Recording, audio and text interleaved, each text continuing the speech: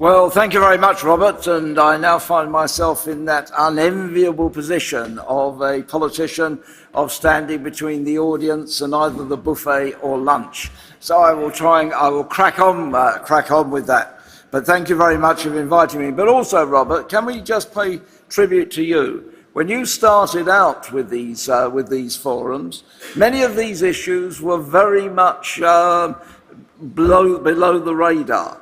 They have risen considerably, not as we've just heard, not as far as they should do, but actually looking at some of the hard wiring of our systems and the degradation of it and the impact on societies and on security and on economies.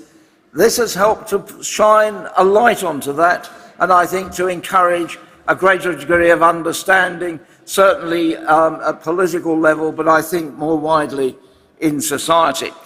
Now, earlier, Tom Keating said he wasn't going to share his CV. I'll briefly share mine because I think it has some relevance and some understanding, therefore, of why I've always taken interest in these issues. After I'd left university, I went to become head of research at one of our major industrial labour unions, the Electricians' Union. In those days of the Cold War, very much involved in that struggle within the labour movement. And then a member of Parliament for Smethwick in the West Midlands, where the Industrial Revolution started. The James Watt, Matthew Boulton, Soho works where the first steam engines were produced. The site is in my constituency, my district, but actually you've still got the Gate Arch and some workmen's cottages there. And I'm currently Vice Chairman of the Defence Committee. But I was also Minister for the Armed Forces under the Blair government.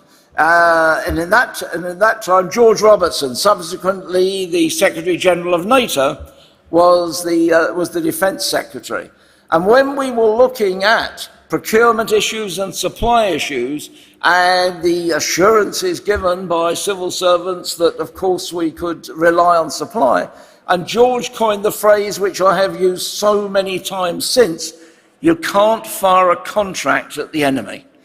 Unless you actually have some assurance of supply, unless you have some long-term assurance, having a contract isn't going to get you through and isn't going to be useful in the conflict.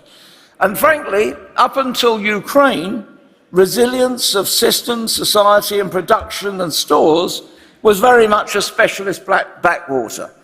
That has changed considerably, it's quite clear.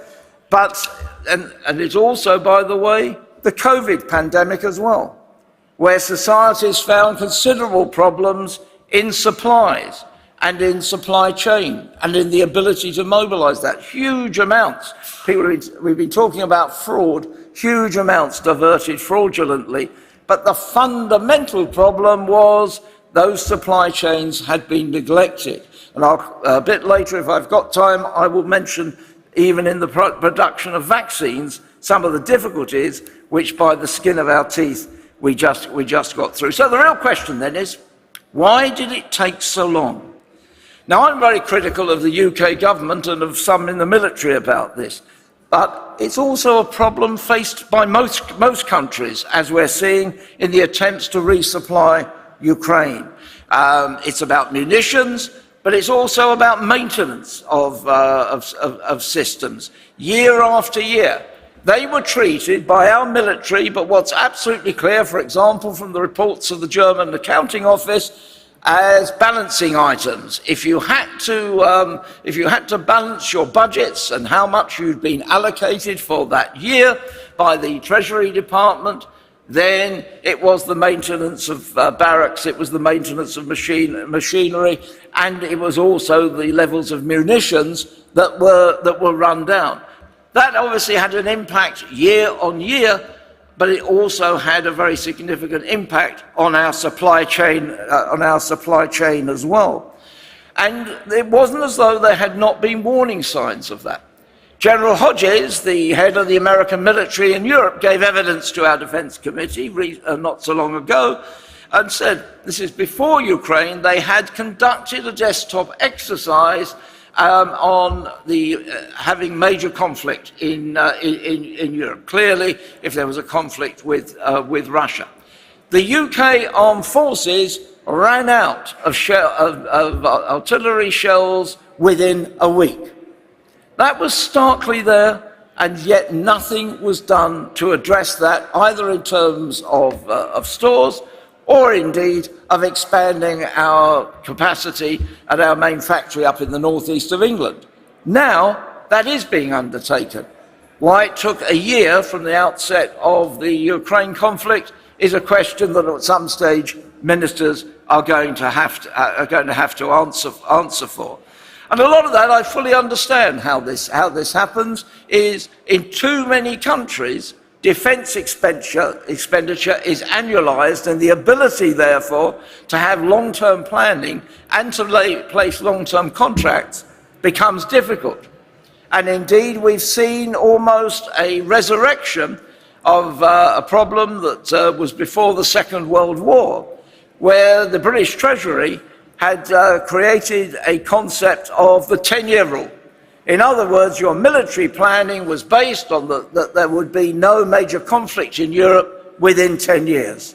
And indeed, when we have been conducting inquiries on that, we've got to reply, well, in effect, it was at 10 years or more in current planning. So there are underlying problems that have to be addressed as well. But also, industry also has to accept its level of responsibility. Even with those problems and arbitrary cuts to the budgets, there seemed to be a real fear of offending the customer. For many of these companies, the ministries of defence are the main, if not their sole customer. And therefore they became institutionalised into that regime, rather than questioning the specifications and the offers they were given, rather than holding a discussion saying, we cannot do it this way in the way you want. For example, you have the NLAW, the anti-tank shoulder-held missile, devastatingly effective in Ukraine. Problem is, the British forces bought a whole number of these 10 years ago and haven't had an order since. The difficulty for that is that when they've started to look at restarting the production lines, quite apart from the issue with the prime producer, there's also a significant problem with their suppliers. In most defence companies, something of the order of 70–80% of the components are bought in. That's, a lot of it's following on from the car manufacturing revolution as well. But those companies, those smaller companies, those tiers 1, 2, 3, 4 and 5, they cannot outlast those gaps. They either have to diversify, hopefully, and therefore maybe be able to recreate capacity, although with difficulty, or basically they go out of business. And that's what's been found in a number of areas. The Financial Times had a very good article about HIMARS as well, that so many of these companies, and you find that you are so dependent, even if they are within your own jurisdiction, and you find out then that many of them may not be, even if they're within your own jurisdiction, then they may have diversified, they may have difficulty in ramping up, they may not even be in existence. And then you find that given the low level of orders, that for example, if you take artillery shells, in both the explosive and the propellant, you're dependent on about one supplier. And that supplier cannot then deal with every customer who wishes to ramp up. And if you're seeing this at the moment, we're seeing this with our shells in the UK, but the US have been facing up to that difficulty as well. And then you have the reluctance, I have a reluctance to mention components, because when I talk about components, everybody thinks, as we were discussing earlier about Taiwan, about very, very high value and also very advanced microcomponents and microcircuits and our dependency on them. However, it's a bit like cars. Cars have many more microchips in them now, but at the same time, they can't run unless they've got wheels and tires as well. And this is, again, what we're finding is that there has been a focus at the high end, by the way, also in terms of engineers and so on, and sometimes neglecting the skilled trades, the production capacity of those firms producing the more basic components, but which are absolutely crucial to the production of the final product. When I talk about those skills further down the train, yes, it's important to look at the training and for technical colleges to be expanding, which they haven't been in many countries. But it's also about maintaining teams. A lot of the focus is on individual skills, and they're absolutely crucial. And the time taken to train a skilled tradesman or technician is still considerable. But what actually gets production out is production teams. We saw that, for example, with our nuclear submarine program. There was a hiatus. I won't go into why that hiatus occurred. Something to do with the Liberal Democrats holding up the coalition government primarily. But because the company obviously couldn't keep these large production teams on, a lot of those went off and worked in the oil and gas industry and so on. And when they restarted the program, that added hugely to both cost and to time delay, and obviously the impact on cost as well. Because, as everybody knows in production, your second, your third, as you move on, you get the build-up of teamwork, you get the learning curve within those productions. And therefore it is about production teams as well, and that has been grossly underestimated as workers have been treated as easily and readily expendable.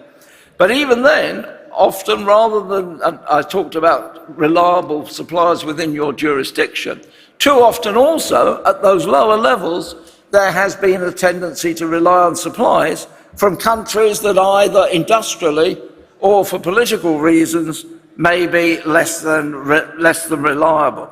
And that is obviously posing a question, because what we were finding in a whole number of sectors is that they were dependent on quality as well as on reliable delivery from countries particularly like China. And even if you're, for example, for producing vaccines, even if some of the chemicals and the precursors that you wanted were being manufactured here, they were dependent on other chemicals to create that mix. That's something that is clearly a security issue, and one that has to obviously be looked at and understood. And I mentioned about COVID because that's also very instructive. The scientists did an amazing job in all our countries. Actually, in terms of production, it was very touch and go. To produce actually the vaccine, they needed large plastic bags, but they have to be of a particular quality, and they have to be manufactured in a very careful way. That was a major constraint which they just about got through on producing that. You then obviously have to put them into the vial in order for the clinicians to be able to inject them. Those glass vials were dependent on one company here, one company in Germany. And then you have to fill them under careful conditions and very skillfully. We had, again, one company in Wrexham in North Wales, and that's quite close to the River Dee. And we had heavy rain, and the River Dee was flooding the car park.